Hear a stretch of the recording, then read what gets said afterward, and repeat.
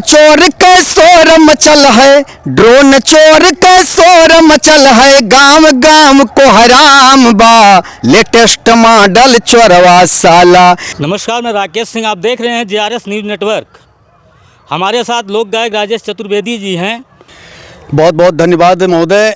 और हमने जो है एक ड्रोन और चोर के इस प्रकरण पर 4 लाइन तैयार किया है और आपके दर्शकों तक पहुँचे। ये जो अफवाहों जैसी खबर है तो इस को ध्यान में रखते हुए हमने 4 लाइन तैयार किया है।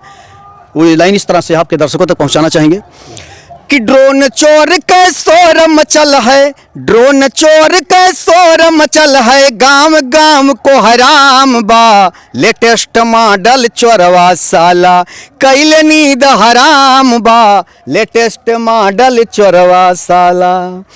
खुराफात ई शुरू बकैसन भैया गांव जवार में, अब चर्चा के विषय बनल है टीवी और अखबार में।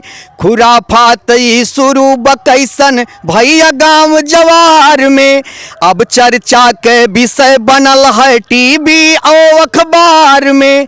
लोगवा फोन करे अधीरतिया, लोगवा फोन करे अधीरतिया, अरे लोगवा फोन करे अधीरतिया, भैया ई पैगाम बा, लेटेस्ट मॉडल चोरवा साला, कैले नींद हराम बा, लेटेस्ट मॉडल चोरवा साला। पीछा छुटा यूरिया से अब ड्रोन कया फत आई गईल, गली मोहल्ला गांव जवार में चोर के चर्चा छाई गईल। पीछा छुटा यूरिया से अब ड्रोन कया फत आई गईल, गली मोहल्ला गांव जवार में चोर के चर्चा छाई गईल। भैया बाबू काका सबके, भैया बाबू काका सबके धड़कन बेलगाम बा, लेटेस्ट मॉडल चोरवा साला, कैले नींद हराम बा, लेटेस्ट मॉडल चोरवा साला।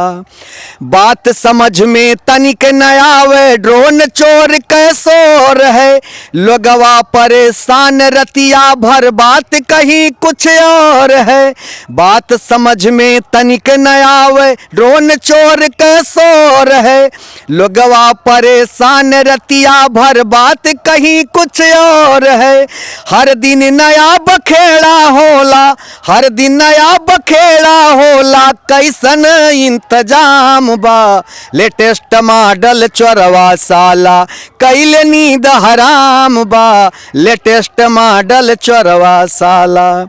और अब संदेश दे रहा हूं, इन अफवाहों पर ध्यान न दें दर्शकों को कि यह बतिया के ध्यान न दिया, बिल्कुल ही अफवाह है, शांति व्यवस्था बनी रहे ई प्रशासन के चाह है।